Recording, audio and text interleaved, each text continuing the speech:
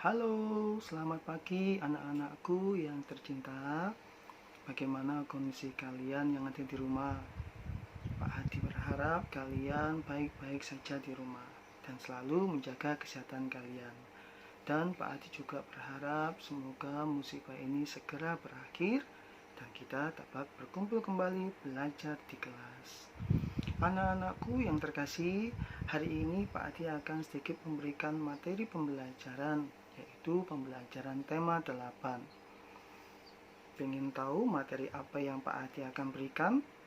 Simak dulu video yang satu ini. I know where you're going. Yeah. Oh yeah. Keep us on fire. Oh. Nah, kalian sudah melihat videonya kan? Sekarang Pak Adi akan memberikan sebuah pertanyaan buat kalian.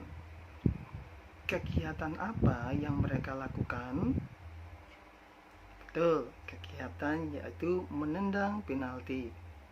Yang kedua, gaya apa saja yang dibutuhkan oleh mereka? Betul, yaitu gaya otot dan gaya dorong. Anak-anakku, hari ini kita akan belajar tentang gaya, tepatnya gaya pengaruh pada benda.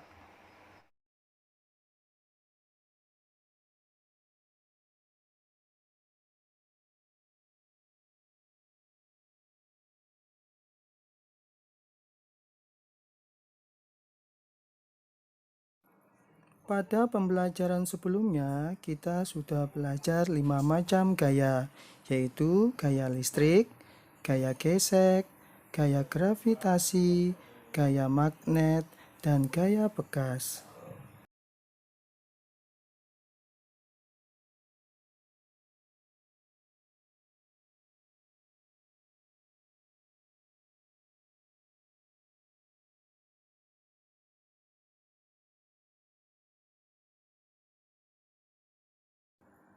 Anak-anakku, sifat-sifat gaya terdiri atas 4 macam. Yang pertama, gaya dapat mengubah benda diam menjadi bergerak. Contohnya, memindahkan kursi atau meja dan mengambil air dari sumur menggunakan katrol. Yang kedua, gaya dapat mengubah benda yang bergerak menjadi diam. Contohnya, mengerem kendaraan. Yang ketiga, gaya dapat mengubah arah benda. Contohnya, mengendarai kendaraan dan bermain bola. Yang keempat, gaya dapat mengubah bentuk benda. Contohnya, bermain plastisin dan membuat adonan kue.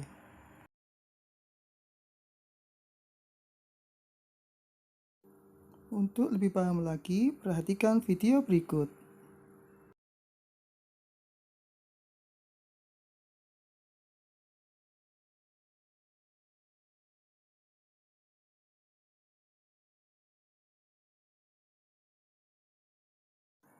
Nah, anak-anak, kira-kira apakah yang menyebabkan ayunan dapat bergerak? Jawabannya adalah sebuah gaya.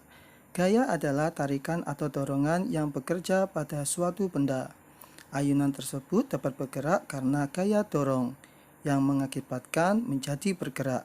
Gerak tersendiri adalah peristiwa perpindahan suatu benda yang membuat ayunan yang semula diam dapat bergerak maju dan mundur.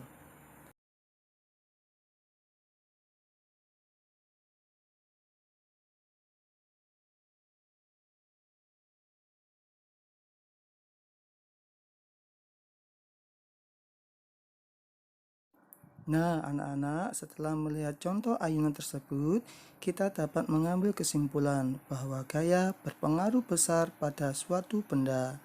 Ada yang harus kalian perhatikan. Yang pertama, besar dan kecilnya gaya yang diberikan pada suatu benda mempengaruhi gerak benda tersebut. Yang kedua, semakin besar gaya yang diberikan suatu benda, maka gerakan benda semakin cepat dan jauh. Yang ketiga, semakin kecil gaya yang diberikan pada suatu benda, maka gerakan benda semakin lambat.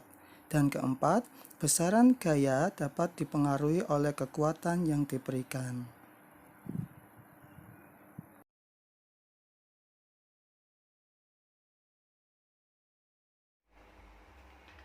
Nah, itu Itu tadi pembelajaran hari ini. Semoga bermanfaat buat kalian di rumah. Pak Adi berharap buat kalian di rumah selalu jaga kesehatan kalian, jangan sampai sakit. Semoga Tuhan selalu melindungi kalian. Selamat pagi.